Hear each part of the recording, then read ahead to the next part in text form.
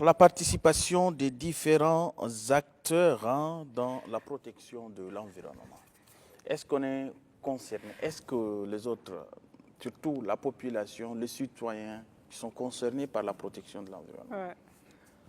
C'est un domaine transversal, donc c'est tout le monde qui est concerné. Et là, nous voulons parler des différents acteurs. Nous voulons mettre l'accent sur une organisation nationale tchadienne qui fait de cela son cheval de bataille. Donc, cette organisation, nous avons eu à rencontrer les responsables. Parce qu'aujourd'hui, pour parler de la protection de l'environnement, il faut impliquer tout le monde. Ouais. Et si on n'implique pas tout le monde, c'est très difficile d'arriver aux résultats escomptés.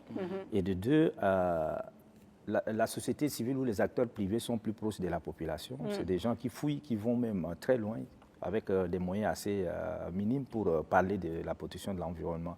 Donc dans d'autres pays, par exemple, c'est ces organisations qui prennent en otage même le domaine de l'environnement à tous les niveaux pour permettre à la population d'être impliquée. Donc aujourd'hui, on a une organisation. Au Tchad, il n'y en a pas tellement, mais il y a un éveil de conscience déjà. Il y a des gens qui se donnent, qui créent des organisations, qui disent non, nous on va aller dans le domaine de l'environnement et qui font des très belles activités sur les terrains, qu'il faut vraiment les impliquer, que le ministère doit même les recenser pour les utiliser plus dans les activités du ministère afin de travailler. Donc, dans ce sens, vous avez un reportage? On a un extrait d'un consultant qui travaille dans une ONG qui va nous parler de ce qu'ils ont l'habitude de faire dans ces domaines et peut-être on va revenir dessus. D'accord.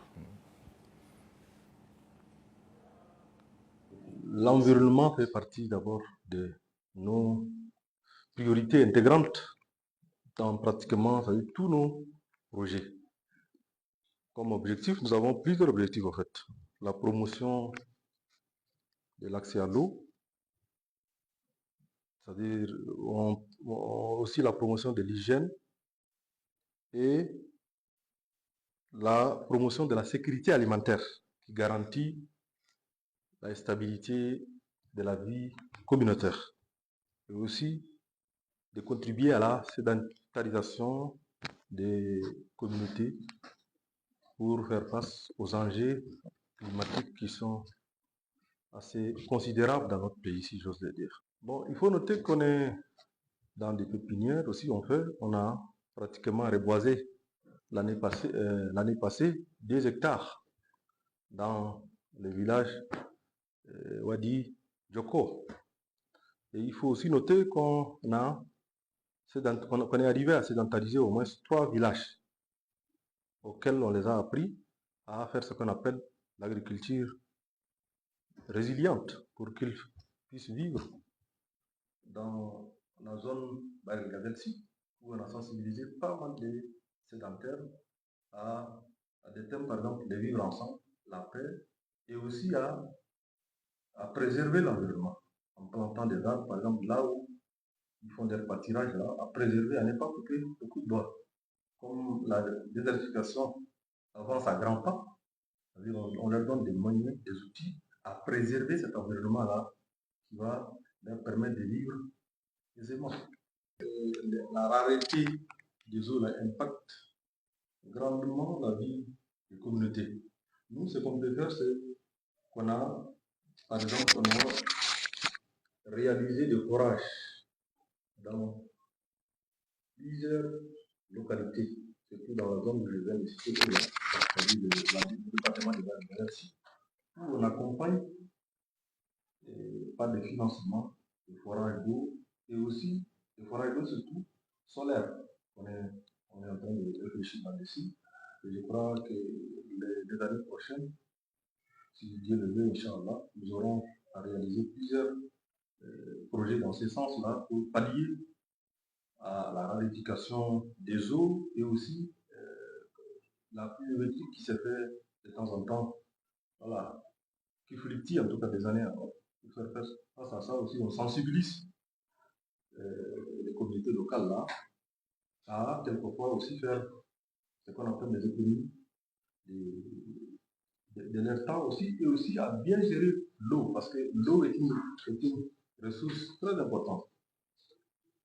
Et dans ce cadre-là, on a des partenariats avec le ministère de l'Agriculture où voilà, on arrive à organiser des séances des sensibilisations constantes, de manière régulière, pratiquement 6 mois après. Chaque 6 mois après, on organise, dans pratiquement pas que dans la zone où nous intervenons souvent, mais aussi dans d'autres départements, dans d'autres provinces aussi. Le constat est vraiment patent. Les femmes coupent beaucoup de bois pour les chefs, pour leurs besoins, surtout à préparer, à manger par exemple.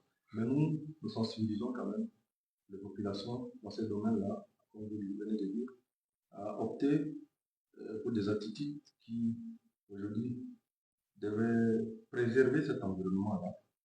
Donc, en accompagnant ces ménages-là à leur donnant en tout cas des acquis, des astuces, je veux dire, voilà, comment préserver cet environnement-là. Ce n'est pas beaucoup peu. Parce que là, quand vous prenez les barres de gazelle, ce sont des villes de sable. Et sous pratiquement chaque ville, on a des espaces cultivables qu'on peut les valoriser, on peut les développer. Et avec le temps, j'espère qu'on peut en tout cas sédentariser, arriver à sédentariser un nombre important de cette population-là, qui a tiré profit de cette terre qui nous semble très riche.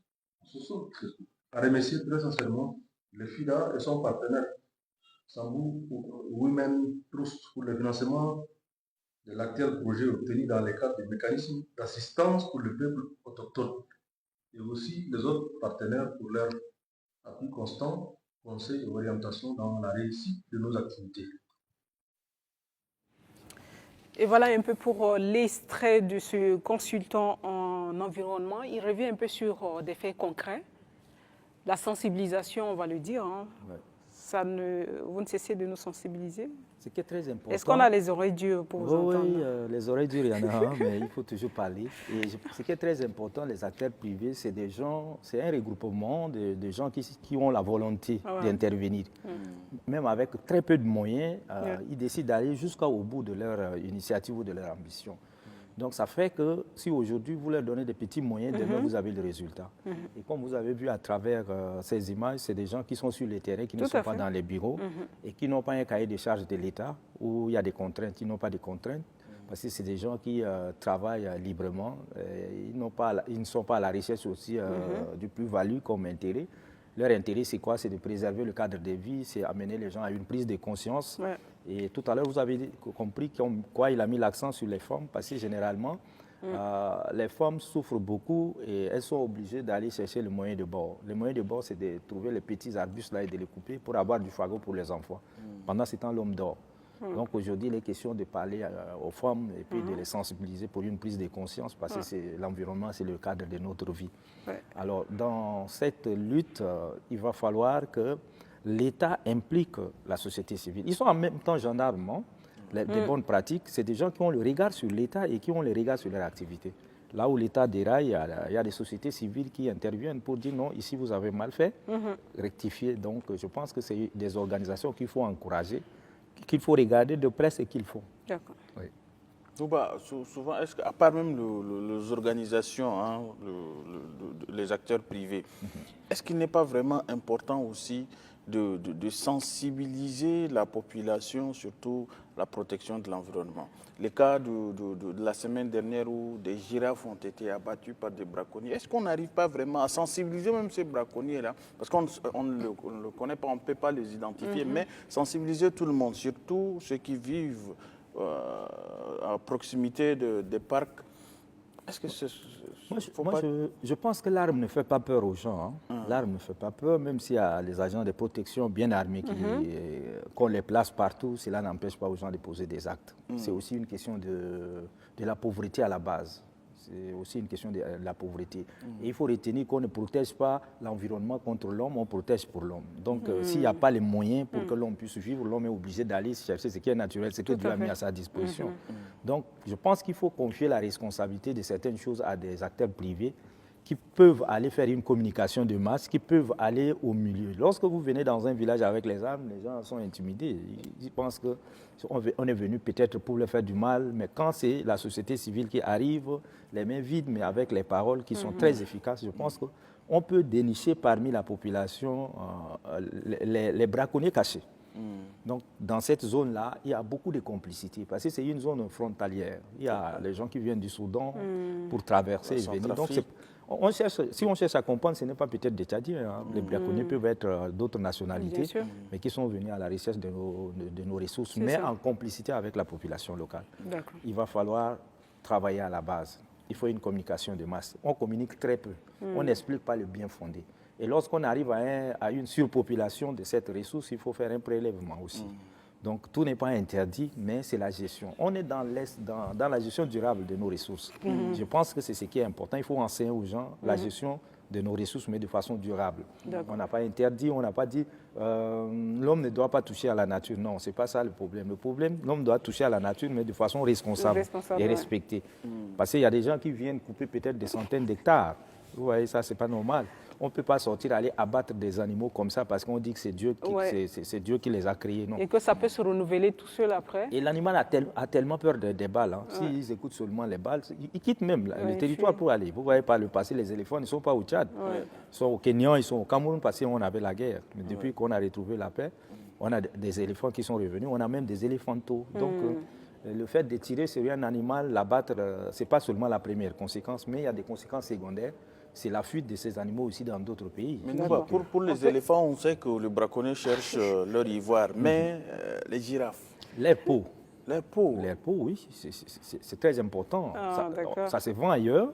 Les gens utilisent pour décorer leur maison, juste pour décorer sa maison. Les riches, quand ils ont fini de tout faire et qu'il y a les moyens, c'est les loisirs. Donc, ils ont besoin peut-être de ces peaux-là dans leur salon, juste pour admirer, pour que les enfants regardent, et puis c'est fini.